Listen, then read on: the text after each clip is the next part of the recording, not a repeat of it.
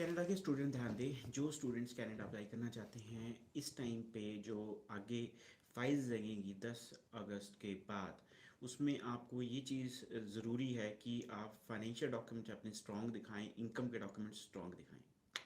दोबारा,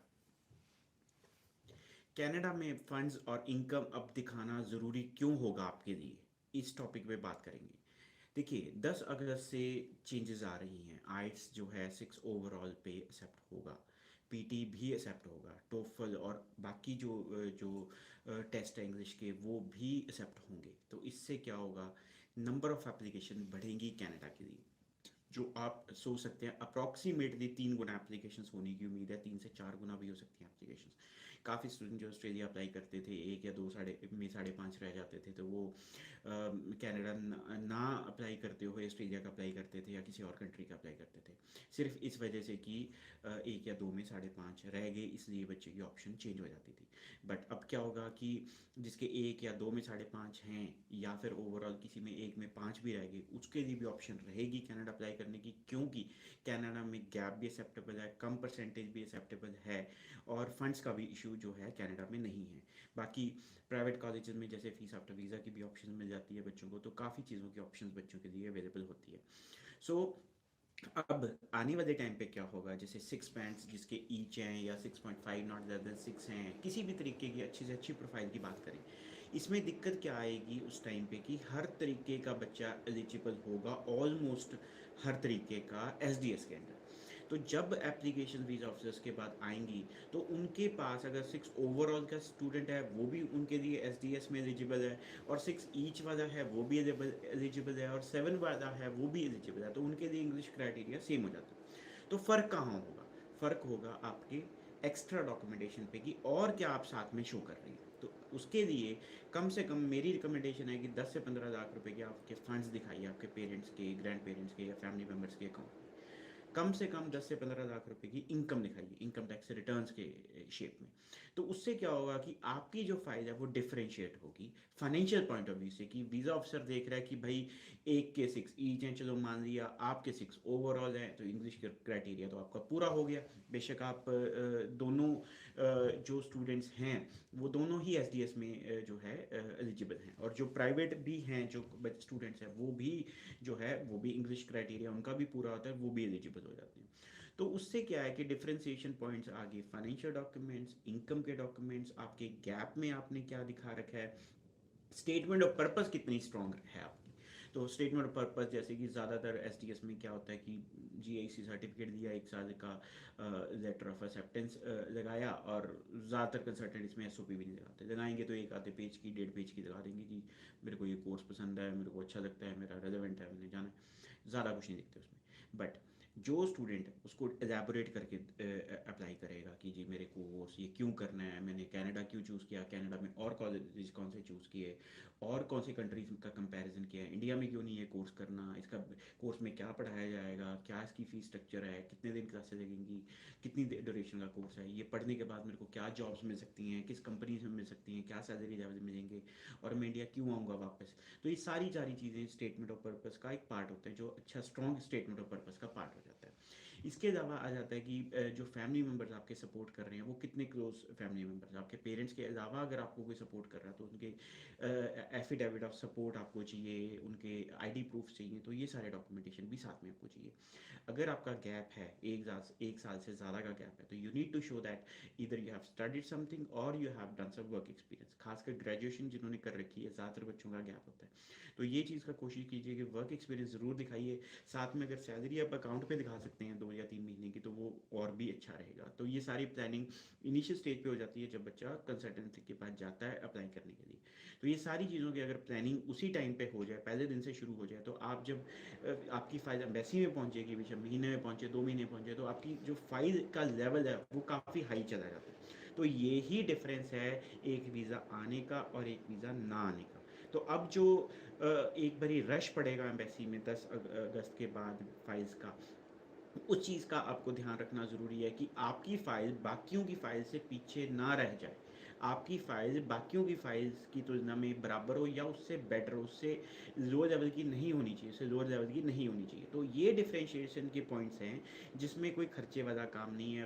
फंड्स आपके जी रिश्तेदारों के नाम पे पड़े हैं, आपके ग्रैंड पेरेंट्स के, आपके पेरेंट्स के नाम पे पड़े हैं, कहीं कैश पड़ा है तो उसको अकाउंट में डाल के आप पूरा कर सकते हैं। कोई ओडी लिमिट आपकी, कोई ज़मीन पे ओडी लिमिट है जिसको कहते हैं कि अगर कोई खेती बाड़ी की लिमिट बनी हुई है तो वो पैसे आप सेविंग अकाउंट में डाल के भी दिखा सकते हैं, वो भी आपके एक्सेप्टेबल है। आईटीआर्स भरने में एक दिन का काम है, उसमें कोई बड़ा मैटर नहीं है। एसओपी है, उसमें कोई बड़ा मैटर नहीं है। अगर कोई सैलरी अकाउंट में दिखानी है, जिस दिन से आप कंसल्टेंट के पास जाके शुरू करवाते हैं तो उसी दिन से सारी प्लानिंग हो सकती है, तो वो भी इतना कोई बड़ा इशू नहीं है। तो ये खर्चे वाला काम नहीं है, ये कोई कोई पैसे लगवाने वाला काम नहीं है, ये है टाइम पे कुछ भी करके उसको सही तरीके से टाइमिंग रख के उसका अप्लाई करने का। खर्चे वाला काम वाला नहीं मैटर इसमें। तो हमारी कंपनी उस तरीके से अप्लाई करती है, आपका केस की जो रेलेवेंसी को देख के, कोर्स प्रोग्रेशन को देख के, गैप को देख के, इनकम के document, financial document, statement of purpose को देख के ये सारी डॉक्यूमेंटेशन स्ट्रॉन्ग रखती है। तो एक फाइल में ये सारे डॉक्यूमेंट जा रहे हैं और दूसरी फाइल में बेसिक से दो चार डॉक्यूमेंट जा रहे हैं, तो कहाँ फ़र्क पड़ेगा? तो ये वही कंसल्टेंट आपकी मेहनत करेगा जिसको पता है कि मैं वीज़ा ले लूँगा, और ये उसको पता है कि किस तरीके से फाइल को स्ट्रॉन्ग करना है, बजाय कि लाइक एक कमर्शियल कंपनीज में होता है कि ठीक है जी, आ गई जी ऑफर लेटर, आ गई जी, ऐसी भरवाओ, एलओए मंगाओ, फाइल लगा दो जी, देखी जाएगी। मिनिमम डॉक्यूमेंटेशन पे फाइल लगा देते हैं कंपनी। तो हमारी कंपनी मिनिमम डॉक्यूमेंटेशन पे काम नहीं करती है, हम मैक्सिमम डॉक्यूमेंटेशन पे काम करते हैं कि ज़्यादा से ज़्यादा कौन से डॉक्यूमेंटेशन इसमें लगा सके हम, जिसमें वीज़ा सक्सेस रेट आपका यानी कि हाईएस्ट है, बजाय कि कम से कम कौन से डॉक्यूमेंट है जिन पे फाइल लग सके। तो एक होता है दिल से फाइल लगानी, तो दिल से फाइल लगाने का यही है कि best to best maximum documentation के साथ अप्लाई करें ताकि आपका वीज़ा सक्सेस रेट स्ट्रॉन्ग हो। आपकी कामयाबी में ही हमारी कामयाबी होती है। वो कैसे कि जैसे आपके वीज़े आते हैं हम उसको डिस्प्ले करते हैं जी, मेरे वीज़ा ग्रांट हुआ है, तो उसको देख के और बच्चों को एक प्रोत्साहन मिलता है, उनको एक इंकरेजमेंट मिलती है कि यार ऐसा वीज़ा आ सकता है तो हमारा भी आ सकता है। तो ये चीज़ें मैटर करती हैं जब आप लाइक किसी अच्छे कंसल्टेंट के अप्लाई करते हो, तो वो अगर आपका ध्यान से दिल लगा के आपकी फ़ाइल लगाएगा तो आपका सक्सेस रेट अच्छा रहेगा। तो ये चीज़ का ध्यान ज़रूर रखिए आप। आईएचपीटी जो है वो तो अब रिक्वायरमेंट चेंज हो ही रही हैं, तो लेकिन बाकी चीज़ों पे आप ज़रूर ध्यान दीजिए ताकि बाकियों से आपकी फ़ाइल बेटर कैसे रखनी है। देखिए वीज़ा से इन्होंने 4 लाख के आसपास ही वीज़ा देने हैं, स्टूडेंट वीज़ा, तो उसमें आपने ये वो एक कंट्री से तो देना नहीं, उन्होंने पूरे वर्ल्ड से देनी है। तो फिर उसमें आपको अपनी फ़ाइल को फ्रंट पे लेके आना है, अच्छी पोजीशन पे लेके आना है। ये नहीं है कि आपकी फ़ाइल 50 फाइलों के अंदर अंदर वो भी रुल जाए, यानी कि उसमें कुछ कुछ ऐसा ना हो कि जिसको कोई एक वीज़ा ऑफिसर को कन्विंसिंग लगे कि यार इस पर वीज़ा बनता ही नहीं तो क्या वीज़ा देगा आपको। तो कम से कम डॉक्यूमेंटेशन कीजिएगा, ज़्यादा से ज़्यादा डॉक्यूमेंटेशन के साथ अप्लाई कीजिए जिससे आपका वीज़ा चांसेस स्ट्रॉन्ग रहे। हमारे ऑफिस चंडीगढ़, जलंधर, अमृतसर, लुधियाना, पटियाला, कुरुक्षेत्र, करनाल, मोगा, बठिंडा, ये सारी ब्रांचेस हमारी हैं। तो कहीं पे भी आप विज़िट कर सकते हैं, अपने डॉक्यूमेंट्स लेके आइए, डॉक्यूमेंट असेस करवाइए।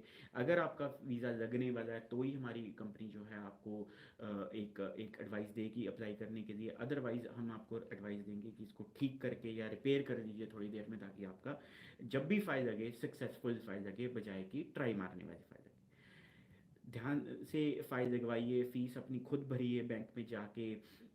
जीआईसी जो ट्रांसफ़र करना है एसबीआई या आईसीआईसी के थ्रू खुद कीजिए अपना जाके। तो बीच में कंसल्टेंट को जो 1-2 रुपए कमाने वाला काम है वो करने कभी मत दीजिए। तो इसी वजह से कई कंसल्टेंट्स क्या होते हैं कि उनको वही 2-3 रुपए के चक्कर में, कि बीच में मार्जिन कमाने के चक्कर में आपकी फ़ाइल पकड़ देंगे। आप उनको पता है कि वीज़ा तो आना नहीं, ना वो ध्यान से आपकी फ़ाइल लगाएंगे। उनको पता है कि चलो हमने 50-60 हज़ार कमा लिया, लगे ना लगे कोई फ़र्क नहीं पड़ता, हर किसी को हाँ कर देंगे वो। तो इस तरीके से बिजनेस नहीं किया जाता, इस तरीके से कंपनी की प्रोफाइल नहीं क्रिएट की जाती।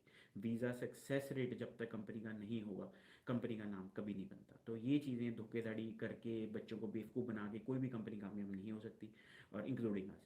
सो ध्यान रखिए, हमारी कंपनी में आपको ट्रांसपेरेंसी पूरी मिलेगी, बिल्कुल ब्लैक एंड वाइट में काम होगा, और बेस्ट फाइल हम प्रिपेयर करेंगे आपके लिए ताकि आपके वीज़ा सक्सेस रेट हाई हो, ताकि उसको दिखा के हम और भी स्टूडेंट्स को एनरोल कर सकें।